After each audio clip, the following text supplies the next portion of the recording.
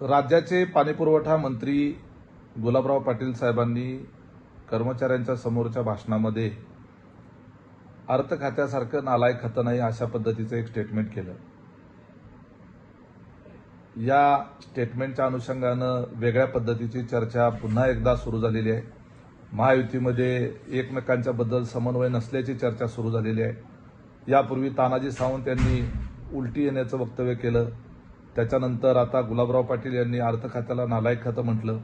त्याच्यातून महाराष्ट्रातील जनतेचा गैरसमज निर्माण होतोय आणि राष्ट्रवादीच्या कार्यकर्त्यांमध्ये एक मोठा संताप त्यातून तयार होतो। कदाचित गुलाबराव पाटील यांना अर्थ खात्याच्या प्रशासकीय कार्यपद्धतीच्या संदर्भात भाष्य करायचं असावं। अर्थ खातं हे पैशाचा हिशोब ठेवणारं आणि प्रत्येक पैशाचा विनियोग जो आहे तो नियमाप्रमाणे कायद्याच्या चौकटीत राहून होणं याच्याकरता अतिशय बारकाईनं काम करणारं ते खातं असतं। सर्व विभागाच्या फाईल ह्या अर्थ विभागाच्या माध्यमातूनच पुढे जात असतात। येणारा पैसा आणि जाणाऱ्या पैशाचा ताळमेळ ठेवण्याच्या करता त्या खात्याची यंत्रणा काम करत असते।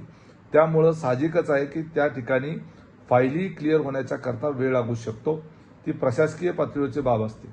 अजितदादांच्याकडे एकदा संबंधित अधिकाऱ्यांकडे गेलेली फाईल पॉझिटिव्ह होऊन आल्यानंतर तात्काळ तिचं निर्गती केली जाते। त्या संदर्भानं गुलाबराव पाटलांचं जर स्टेटमेंट बघितलं तर त्यांनी त्या खात्याच्या ॲडमिनिस्ट्रेटिव्ह प्रोसिजरच्या संदर्भामध्ये ते भाष्य केलं का अजितदादांच्या संदर्भानं भाष्य केलं याचा खुलासा होण्याची आवश्यकता आहे। कारण महायुतीमध्ये एकत्रित सरकारमध्ये काम करत असताना, मुख्यमंत्र्यांच्या नेतृत्वामध्ये सर्वजण एकोप्यानं काम करत असताना मंत्र्यांच्या वेगवेगळ्या स्टेटमेंटमुळे कार्यकर्त्यांमध्ये संभ्रम निर्माण होतो, कार्यकर्त्यांमध्ये चीड निर्माण होते, कार्यकर्त्यांमध्ये अस्वस्थता निर्माण होते। ही वस्तुस्थिती स्वीकारण्याची गरज आहे।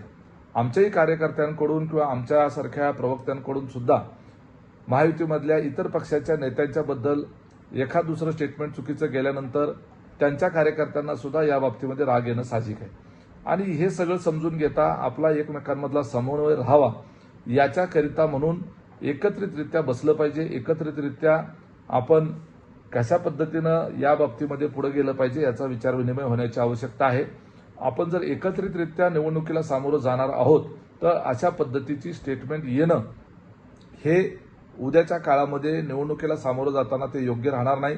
आपल्यामधला समन्वय जो आहे तो प्रकर्षानं समोर दिसला पाहिजे।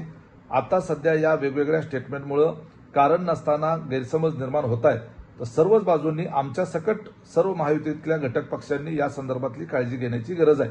विशेषतः जे जबाबदार पदावर आहे त्यांनी तर अधिक काळजी घेण्याची आवश्यकता आहे।